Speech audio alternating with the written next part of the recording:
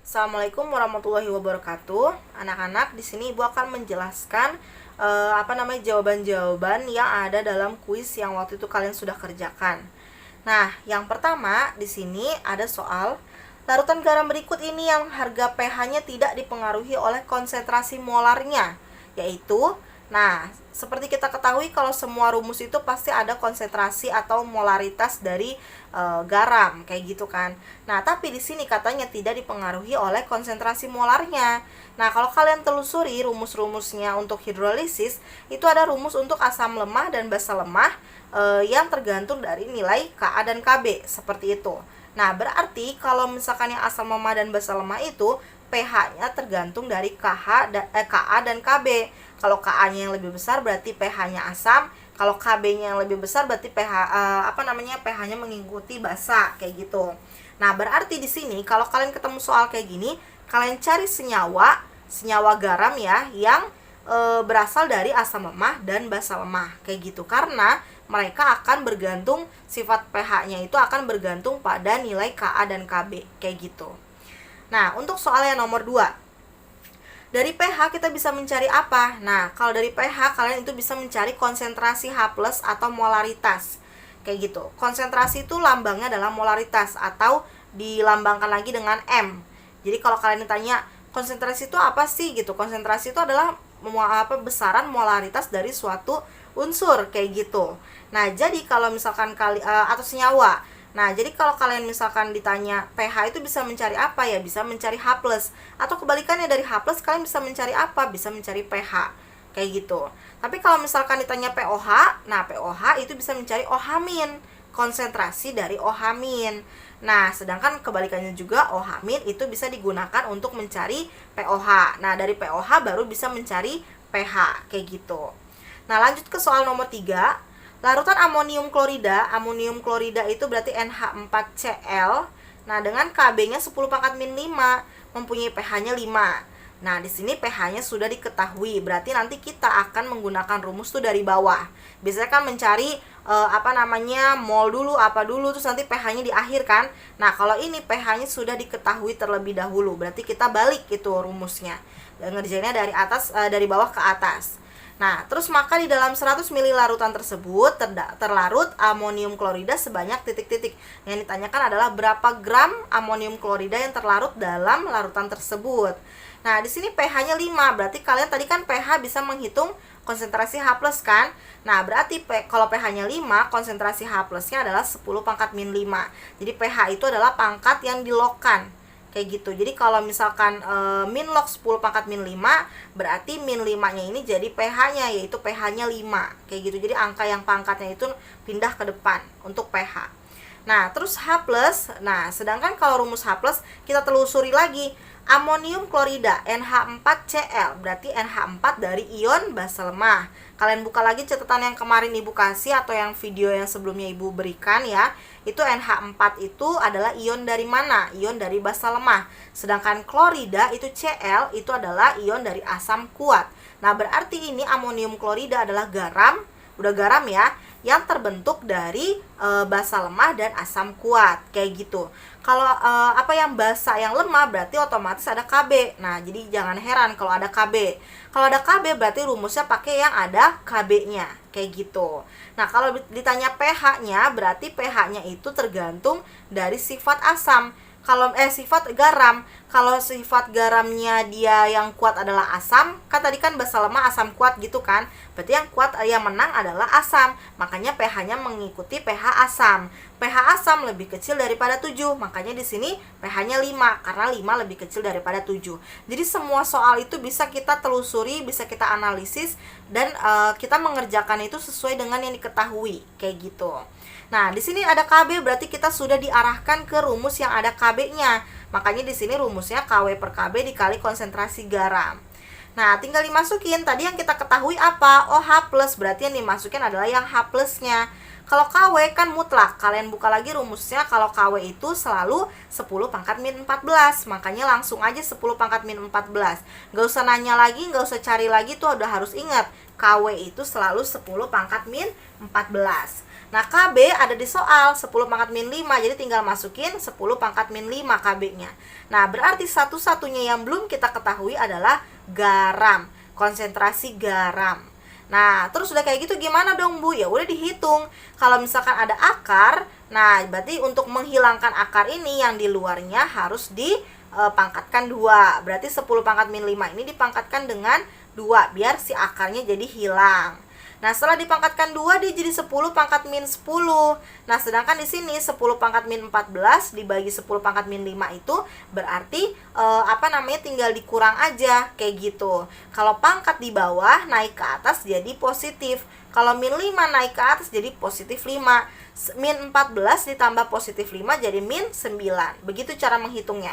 Kalau kalian bingung nanti kalian belajar lagi matematikanya bagaimana cara pembagian untuk perpangkatan kayak gitu. Nah, didapatlah 10 pangkat min 10 sama dengan 10 pangkat min 9 dikali konsentrasi garam.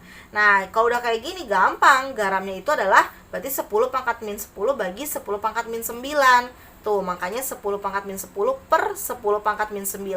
Didapatlah 10 pangkat min 1 atau 0,1. 0,1 ini sebagai apa? Sebagai konsentrasi garamnya, kayak gitu. Nah, terus udah kayak gitu lanjut ke yang ini. Kan tadi yang ditanyakan adalah massa. Kalau massa berarti kita pakai rumus yang ada gram. Kalau ada gram berarti rumusnya itu adalah yang GR per MR dikali 1000 per V. Ini juga udah Ibu tulisin, tapi kalau nggak salah waktu itu Ibu nulisinnya M, bukan G. M itu kan molaritas ya, sama aja. Molaritas itu tadi konsentrasi. Nah, berarti di sini konsentrasi garam. Berarti bisa pakai rumus ini. Nah, terus udah kayak gitu tinggal masukin lagi apa yang sudah kita ketahui. G-nya tadi 0,1 berarti di bawah G diganti jadi 0,1.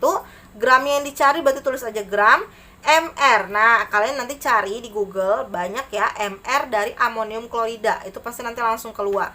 Atau kalian nanti belajar lagi, ini pelajaran kelas 10, cara menghitung MR. Tapi waktu dulu yang semester 1 juga Ibu kayaknya pernah kasih tahu cara menghitung MR. Tinggal kalian lihat dari nomor atomnya terus kalian gabungin. Kalau amonium klorida itu kan NH4Cl, berarti N ditambah 4H ditambah Cl, itu nomor atomnya semua dijumlah. Nah, setelah didapat yaitu 53,5.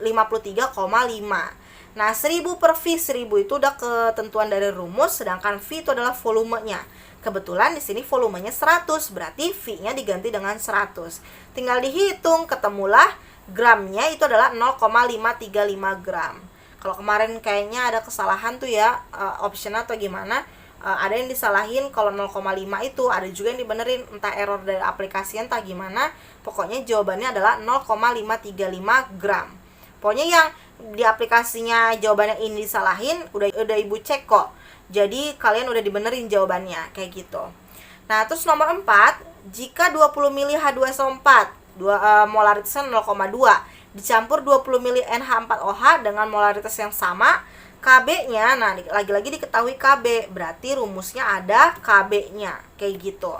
Nah, terus di sini ditanya pH-nya. Nah, ini kebalikannya. Kalau tadi pH-nya sudah diketahui, kalau ini pH-nya belum diketahui. Nah, kalau pH-nya belum diketahui berarti kita cari tahu dulu pH-nya ini asam atau basa. Nah, kita telusuri dari senyawanya.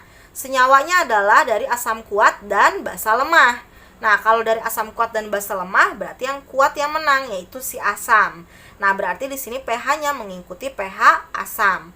Nah, langkah pertama sama seperti contoh soal yang kemarin Ibu jelaskan di video yang kemarin.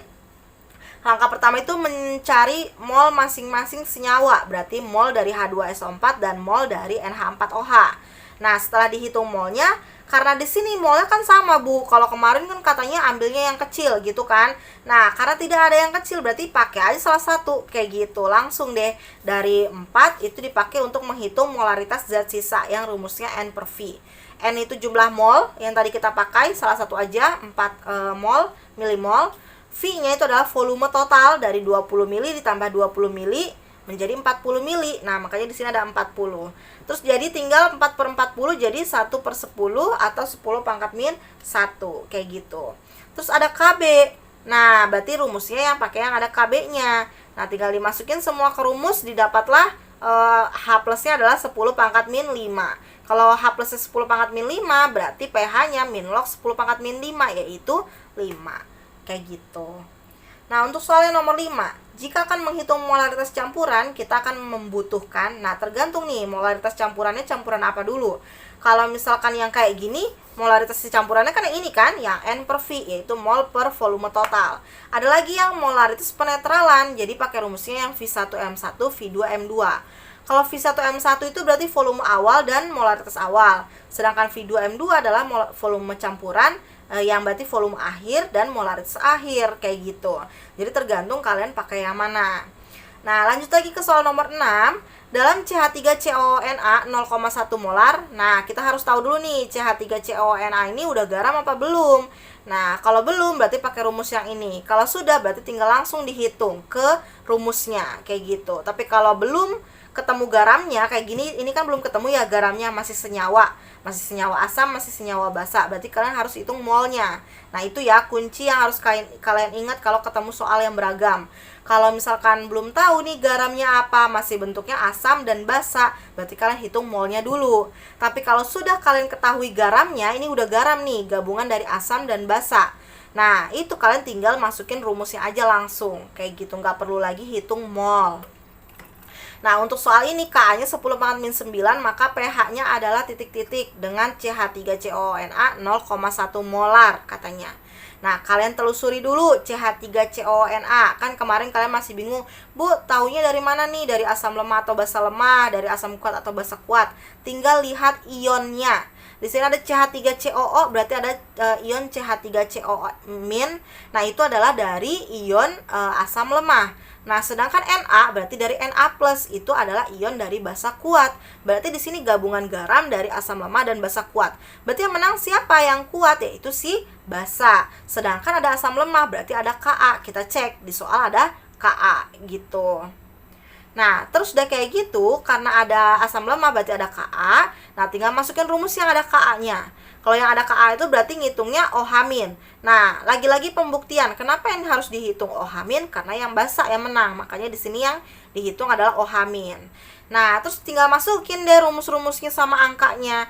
Tadi Ka udah ketahuan ya, 10 pangkat min 9.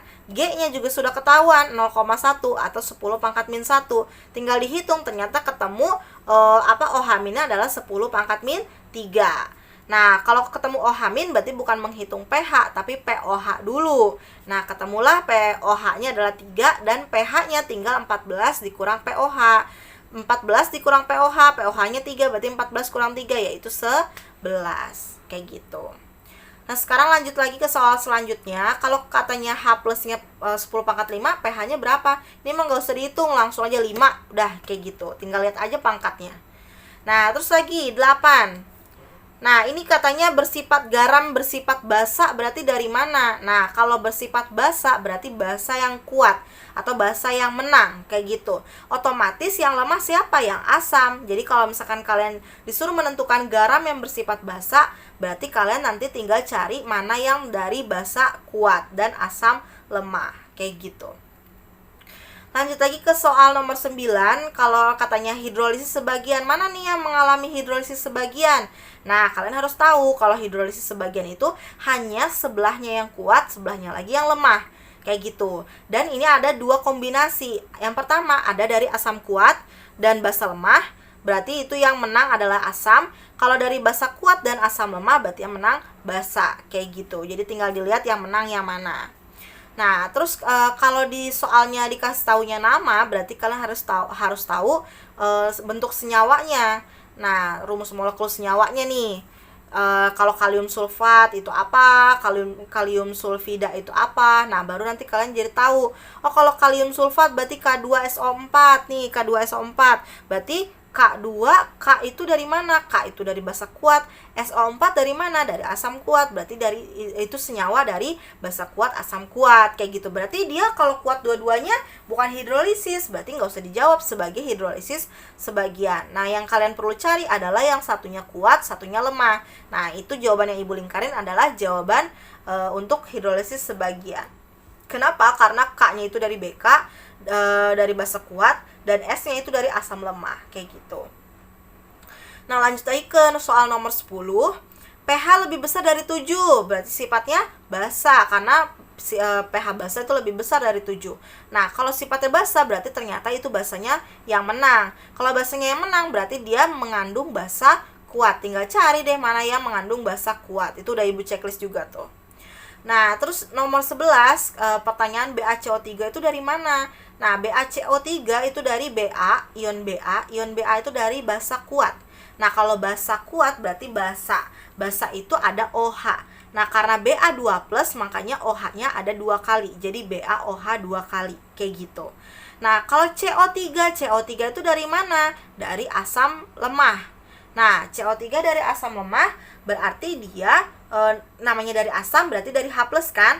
Jadi HCO3. Jadi kalian gak usah pusing.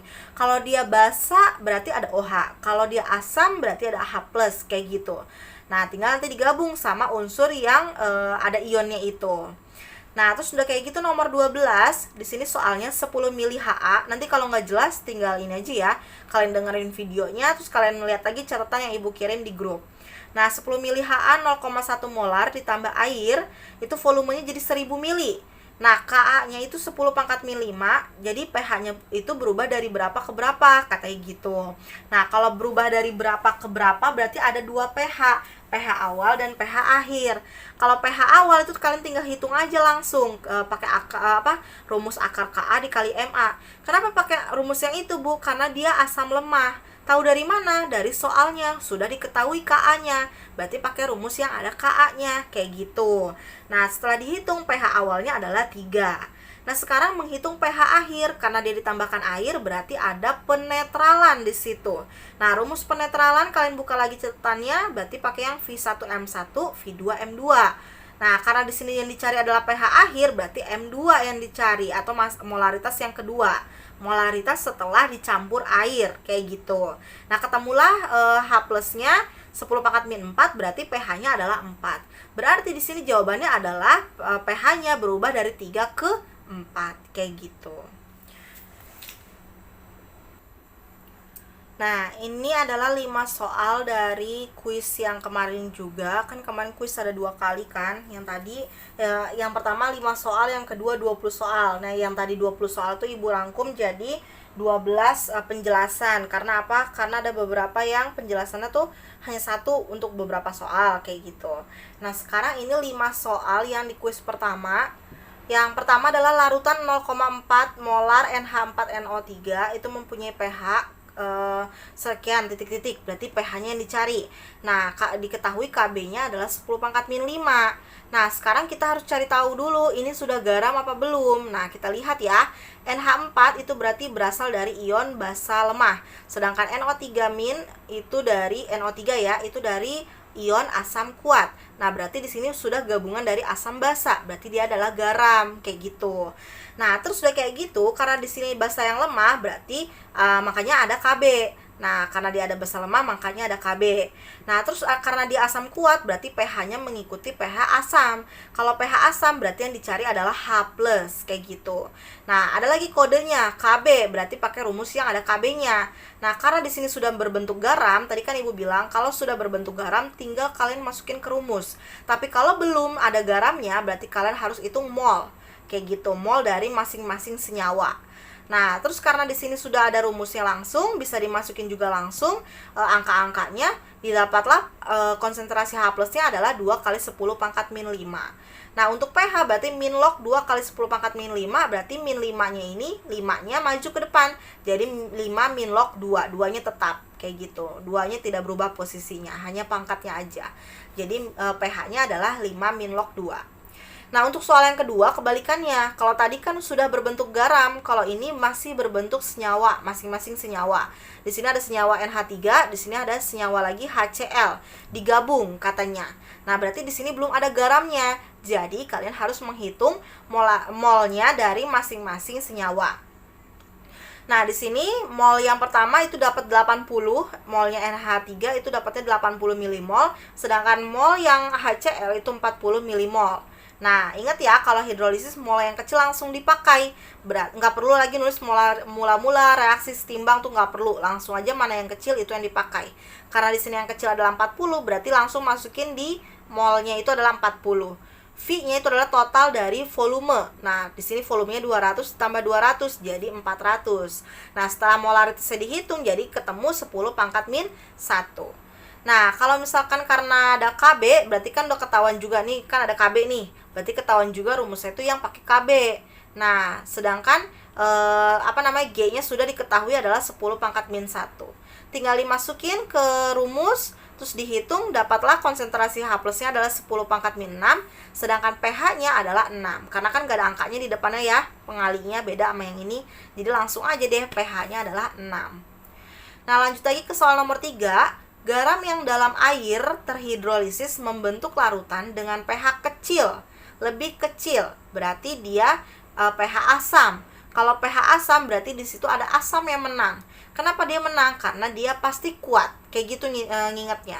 Nah, sekarang kita analisis. Di situ ada A, B, C, D, E, ada senyawa NaCl, Na2CO3, CH3CONa, NaNO3 dan NH4Cl. Nah, berarti di sini kalian analisis mana ion yang berasal dari basa, mana ion yang berasal dari asam. Terus cek lagi apakah dia dari basa kuat atau basa lemah, atau dia dari asam kuat dari asam lemah, kayak gitu. Nah, setelah dianalisis nanti kalian lihat ya catatan Ibu. Nah, setelah dianalisis ternyata yang E lah yang NH4Cl ini yang berasal dari asam lemah, asam yang menang. Jadi ada asam kuat di situ.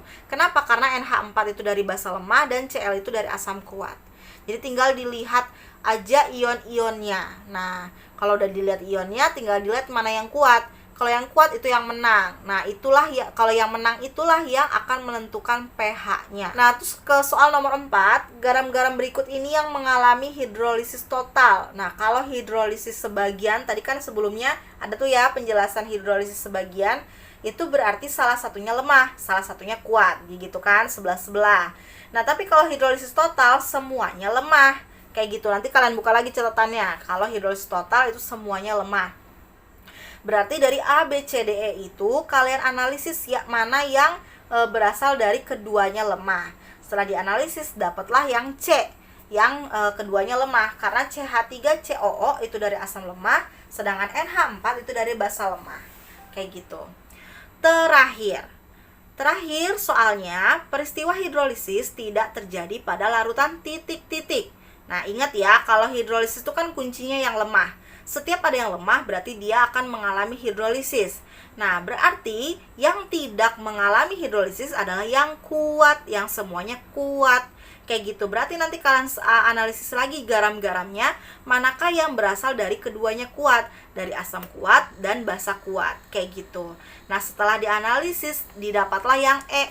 Yang K2SO4. Kenapa? Karena K itu berasal dari basa kuat dan SO4 itu berasal dari asam kuat. Dua-duanya kuat, makanya dia tidak terhidrolisis. Kayak gitu. Nah, sekian berarti pembahasan tentang kedua kuis kita. Terus pembahasan dari awal gimana sih cara menentukan dia kuat, terus dari asam atau basa, kayak gitu Ibu juga sudah berikan catatannya. Jadi kalian tinggal ulang-ulang lagi videonya, kalian tinggal perhatikan lagi. Berarti fix ya, kita sudah selesai tuntas. Dan Selasa depan kita bisa ulangan harian kayak gitu. Untuk info ulangan harian nanti akan Ibu bahas di grup aja. Kalian tinggal pelajari aja yang sudah Ibu berikan. Soalnya nggak jauh-jauh dari sini, paling nanti berubah molaritasnya atau berubah KB-nya atau masanya dan lain sebagainya kayak gitu. Soalnya nggak akan berbeda, pasti nanti akan ada beberapa yang mungkin kata-katanya sama atau senyawanya sama kayak gitu, atau mungkin semuanya full sama kayak gitu. Nah, sekian penjelasan dari Ibu. Selamat belajar. Jika ada kekurangan atau kesalahan Ibu mohon maaf. Wassalamualaikum warahmatullahi wabarakatuh.